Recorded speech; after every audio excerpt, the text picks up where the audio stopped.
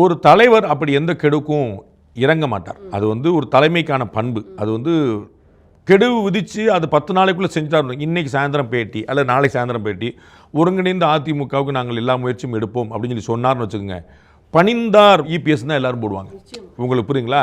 அப்போ அவர் வந்து ஒருங்கிணைந்த அதிமுக வேணுங்கிற முடிவுக்கே வந்தாலும் 10 நாளைக்கு உள்ளங்கிறது என்னுடைய கணக்கு, 10 நாளைக்கு உள்ள இல்லைங்கிறது என்னுடைய கணக்கு. உங்களுக்கு புரியுங்களா? ஏன்னா அது வந்து திரு செங்கோட்டையன் எழுப்பியிருக்கக்கூடிய பிரச்சனை சரியாகவே இருந்தாலும் பொது வழியில் வந்துருச்சு. அப்போ பொதுவெளியுடைய பார்வை இன்னைக்கு திரு எடப்பாடி பழனிசாமி மேலே இருக்கும். அப்போ அவர் வந்து 10 நாளைக்குள்ள நான் சொன்னதெல்லாம் செஞ்சிடுறேங்கன்னு கட்டாயமாக சொல்ல மாட்டார். அது தலைமைக்கான பண்பல்ல. அவர் முடிவு எடுக்கிறதாக இருந்தாலும் 10 நாளைக்கு மேலே தான் எடுப்பார்.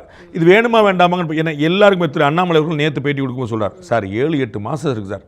அரசியலில் 7-8 மாதங்கிறது நீண்ட காலம், நிறைய மாறலாம். நம்ம பார்த்தோம் 2024 அதிமுக பாஜக கூட்டணி கிடையாதுன்னு திரு ஜெயக்குமார் அடித்து சொன்னார்.